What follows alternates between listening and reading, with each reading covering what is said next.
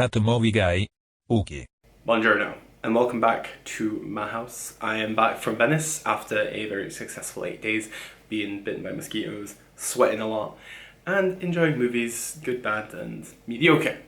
And we're here to talk about it. And the first film I would love to talk to you guys about is Shannon Murphy's Babyteeth, and it was originally a play in 2012, written by Rita Kalenias, who is also the screenwriter.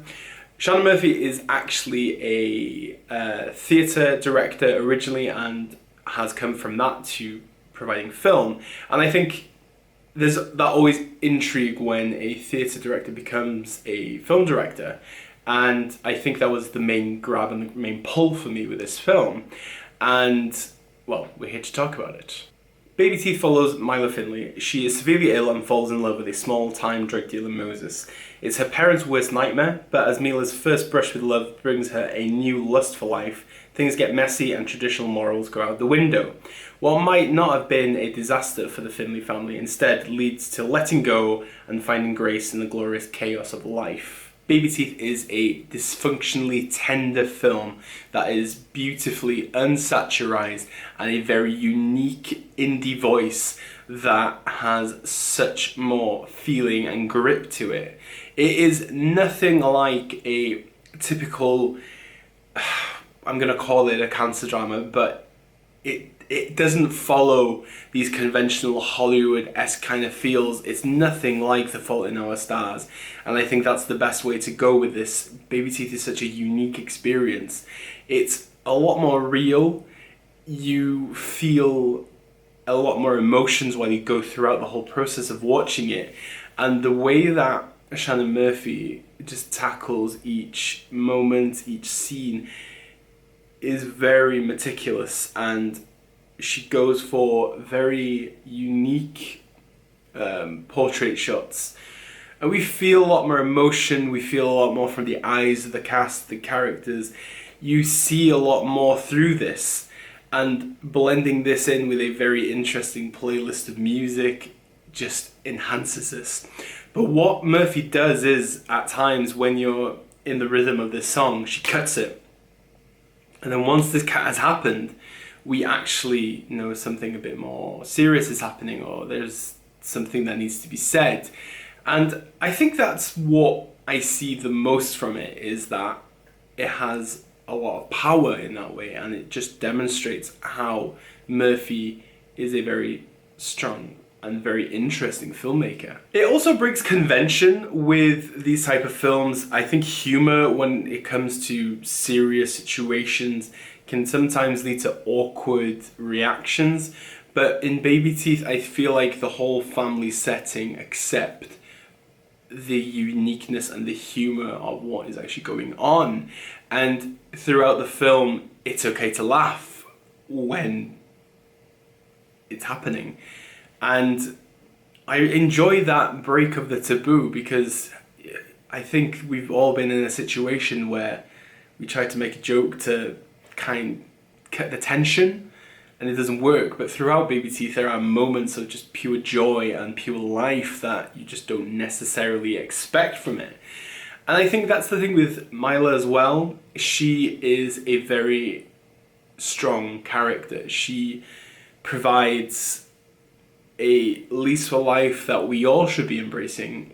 Regardless of our health or our situation, we should always be able to accept what is happening around us and just accept the little things for what they are and enjoy it. And I think it's such a strong character fold, and it's beautifully portrayed by Eliza Scanlen. What actually elevates Babyteeth even more on top of this, there's a lot of cake topping here, is the actual family setting. Nobody is perfect in this film. Everybody is drug dependent, and I think that is interesting, whether it be in a legal way or in an illegal way, because we have Ben Mendelsohn's character, who's a psychiatrist. He's addicted to morphine. We have her mother, who is addicted to a lot of pain pills. We have Moses, who is, well, a drug dealer. And obviously we have Mila, who needs drugs to not feel pain. And I think that's the interesting, cohesive kind of experience in it is that we are going through a difficult time with so many people, and Milo's story unifies us, but the demons of everybody is shown. You don't see this in these type of films normally. It's just about the main character and the love interest normally, but it's more about the whole family dynamic and how the family dynamic changes because of these things. And then obviously introducing Moses, who's a black sheep in his family, into this on top of that just gives it even more room to breathe and to grow and to develop. So it just keeps the intrigue going. And especially for a 2-hour film, you kind of need that. You need a lot of complexities. You need full story arcs, and each arc comes to some kind of formative conclusion. And that is what works so well between the screenwriting and the actual direction and the actual characters. When it comes to this cast, it is a great ensemble piece. Eliza Scanlen, who you will see in Greta Gerwig's Little Women this year, she was also in Sharp Objects, gives a very powerful and a very meaningful leading performance, and I am very intrigued and very excited to see what she brings to the table in this ever-growing career of hers. Obviously, Little Women is going to make her a star. Babyteeth, I think, will be the film that establishes her as an actress. When it comes to Toby Wallace, who plays Moses, he actually won an award at Venice this year for new, like a promising rising star award. I thought he was like very Alien from Spring Breakers, but in more of a reserved way.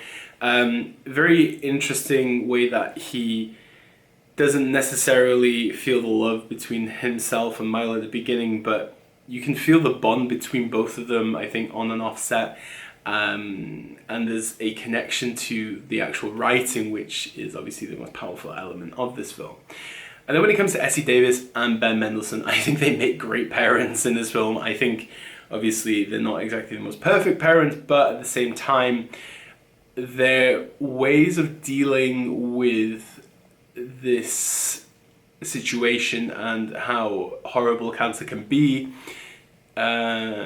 seems normal.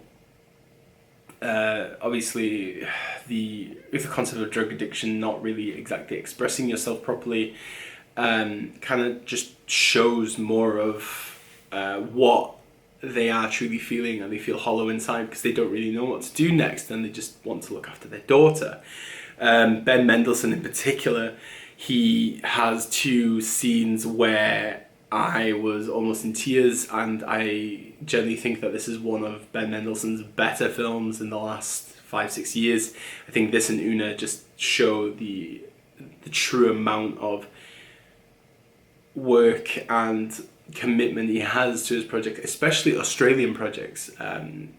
In the press conference in this, he was very, very passionate about the whole idea of Australian cinema, and no doubt Babyteeth is a very strong and a very powerful Australian film. While Babyteeth has its moments of true sadness, it brings a lot of life to you, it brings a lot of joy to your soul. It just reaffirms that it's okay to be afraid at times, and change helps us during very difficult times. And I think Shannon Murphy's film is phenomenal. It's definitely one of the best films I've seen in 2019, and I really cannot wait for more of an audience to see this film. It will be at London Film Festival, and I would highly, highly, highly encourage you to go and see it. So, my written review will be on moviemarket.co.uk, and all of my social media is below if you want to catch up with anything that I've been up to at Venice Film Festival. And obviously, as we say on this channel, Diolch, danke, obrigado, merci beaucoup, arigato, dankeschön, bitteschön, all the shins. And obviously, never change. And go see Babyteeth when it comes out. Totally worth it.